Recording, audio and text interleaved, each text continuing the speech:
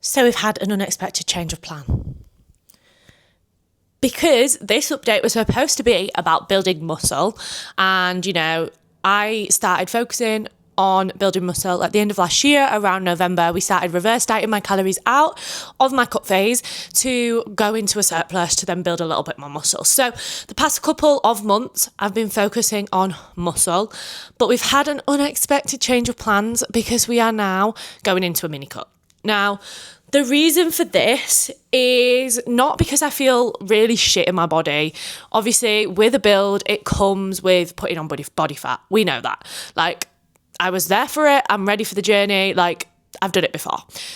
And whilst I feel fine with a bit more body fat, I feel fine with a bit less body fat, and I feel comfortable in my body anyway, there's absolutely nothing wrong with having a change of plan, to focus around an event. And that's exactly what I'm doing. So Claire's wedding, my best friend's wedding, and I am maid of honour. I don't know why I always do that when I say maid of honour. Claire's wedding is at the end of March, and we actually have the hen do next week. And whilst I still felt good in my bridesmaid's dress, it is satin material, so it is quite clingy, and obviously I want to feel my best for that day, and I don't want to risk getting to that wedding day, putting my dress on, having to walk down the aisle and not feeling my best. It's absolutely okay to change a goal. It's absolutely okay to feel confident in your body all the time, but still want to feel even better. There's always a goal, and there's all this body positivity all over Instagram, and I'm absolutely here for it because I think feel confident in your body is the most important thing. And even with that, there is nothing wrong with making yourself feel even better, essentially. So that's what we're doing. We're jumping into a cut phase for the next literal 5 weeks, and then I'm going to reassess and see how we're feeling and then go back into the build, hopefully. So with that said, my coach has dropped my calories, and I was expecting her to drop them to 1,600. She's actually dropped them to 1,800, so that makes it a little bit more manageable for me. We don't want to be dropping calories super, super low to start with anyway, especially if you're a beginner, especially if you've not got the habits in place first. It is quite easy for me to drop back straight to 1,600 because I know how to hit the macros, to hit the calories. I've done it so many times before. Whereas if you're a beginner, it can take a bit of time to get into that routine. Because I thought she was going to drop them to 1,600, but obviously we only changed this plan the end of last week, and then obviously she had her weekend, I had my weekend, I thought about it and then got back to her. She's dropped the calories, and we're going to start the cut today. But I had already forward plan my food diary, because if you're not forward planning your food diary, how the hell do you know you're going to hit your calories for that day, and how you're going to hit your protein goal, how you're going to hit your macros? So forward planning is really important, and I would say especially in a fat loss phase. So I'd forward plan 1,600 calories, and I'm going to add in some Cocoa Pops to have pre-workout as my extra 200. So I'm going to run you through what I'm actually eating, because I guess that is always on everybody's minds, isn't it? The food side of things. So what I've got tracked into my food diary, I have actually added the cereal to make it to 1,800. I'm going to have some oats for breakfast with a bit of protein powder in. Not too much, because I pretty much hit my protein with the rest of the food anyway. I am having 2 lattes. I know, I just can't live without my lattes. I will, if I do drop to 1,600, what I am going to do is have 1 latte and 1 Americano just to reduce it, but I am not sacrificing that latte a day. I'm just not, no. So 2 lattes at the minute whilst I've got 1,800 calories. Then I'm having a tuna salad with a jacket potato, which is really high in protein. It's obviously bulked with volume with our potato and with our veggies. I've not decided what I've put in the salad yet. I'm probably going to have some lettuce, some spinach, some cucumber. I'm trying to think what we've got in the fridge. And that comes to around 500 calories for that meal. Then I'm going to have my pre-workout snacks. I'm going to have Cocoa Pops, 30 grams of Cocoa Pops with almond milk, because almond milk is a bit less calories. If you are cutting, is a really handy one to have if you are not allergic to nuts, obviously. And then for my dinner, I'm having Hunter's chicken. So I'm going to make this with bacon medallions, some chicken, some mozzarella, and some mozzarella slice. And then I'm going to have veggies with that. Probably some potato cubes roasted in the oven too in fry light, and a bit of salt and pepper.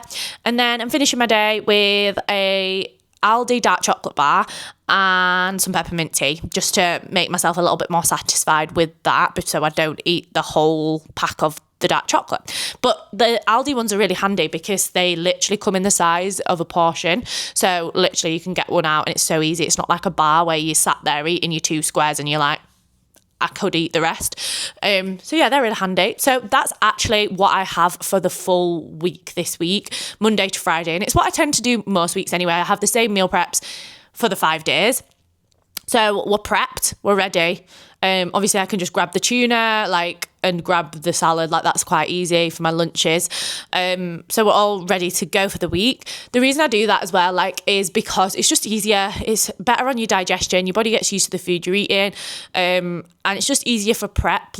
And I find that if I have the same meal preps for lunch and then have a different one for tea, I don't get bored of it Monday to Friday, and I can stick to it pretty much for 5 days. And then on the weekend, I'll have a bit more flexibility. I'll eat with Liam and, I'll have a bit more fakeaway vibes, or I'll cook something a little bit different, do you know what I mean?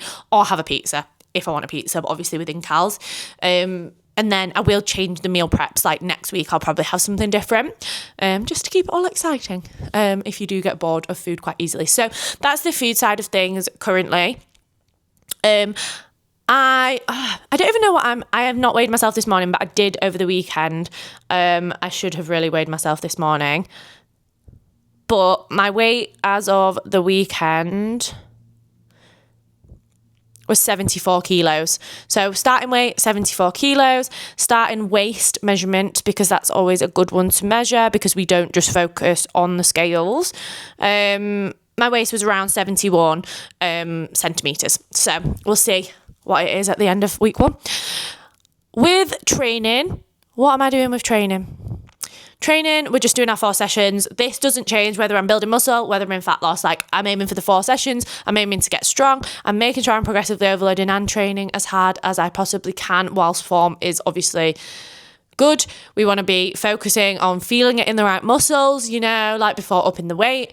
And I'm just going to be focusing on pushing as hard as I can in those sessions, which I absolutely love. When I switched to weight training, this was the thing I loved about it, because I am really competitive. And whilst cardio, you can be competitive because you can beat your time, you can beat whatever it is. I fucking hated cardio, hated it. But the thing I love about weight training is the fact that you can beat yourself each and every week. You can be competitive. Your only competition is you. Don't think about any other fucker. But you can have a competition with yourself, and it's just so empowering to feel strong. And obviously that helps with the confidence side of things as well.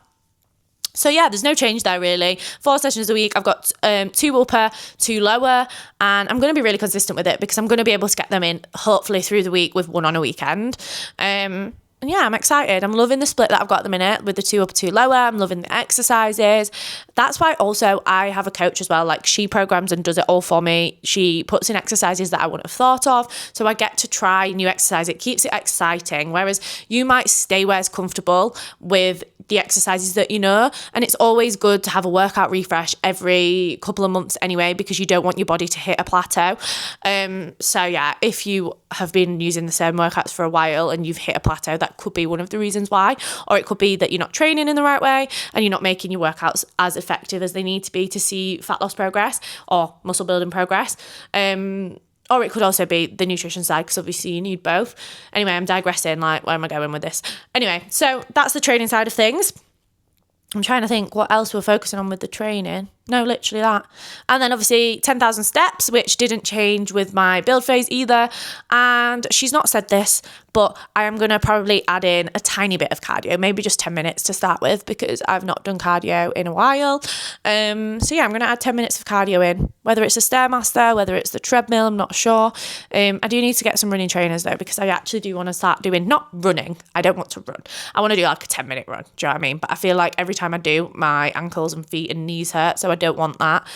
So I do need some running trainers if you've got any recommendations. And then, so that's the movement with steps and workouts. That's the food.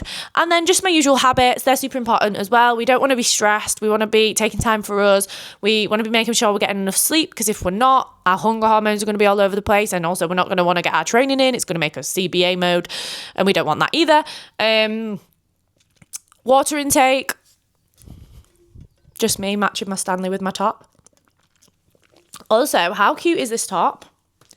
£10 from Primark. The material is actually cute. I got a size small. But yeah, get yourself to Primark, girl. So yeah, habits, usual things. And that's it really. Like, it's actually not that complicated and there's not actually a lot to focus on. Focus on the basics and they will get you far, girl. Especially when it comes to fat loss. Like, I would argue that the most important thing is the nutrition. But obviously the training is super important too, because we want to be moving more and we want to be doing it in a way that we're going to stick to and we're going to enjoy it. And like I said, I made the switch to weight training and it changed it for me. And I'm still here, 8-9 years down the line, weight training my little ass off, or big ass if you think it's big. But yeah, so let's just count the weeks. T minus, the wedding is so soon. 1, 2, 3, 4. We have 5 weeks until the wedding, 2 weeks until the hen. And we're going to go do it. We're going to smash it. And now I've told you guys, I need to stay away from the chocolate because I have no choice but to see progress. Let me just see. I wrote a list of what I was going to talk about and then literally just didn't even look at the list.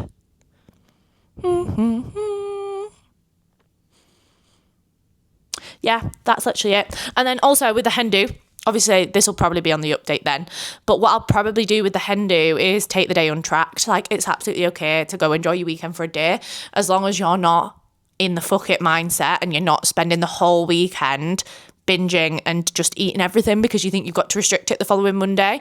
So I guess that's the other thing that I forgot to mention. Throughout the week, like I said in my food diary, I'm having chocolate. Like, I'm not restricting things. I'm still having really yummy meals. I'm just eating smarter, and obviously adjusting things to fit into my food diary. But when I'm in a cut phase, I literally have chocolate every single day, so that I don't feel like the need on a weekend to just eat so much chocolate and fuck my deficit.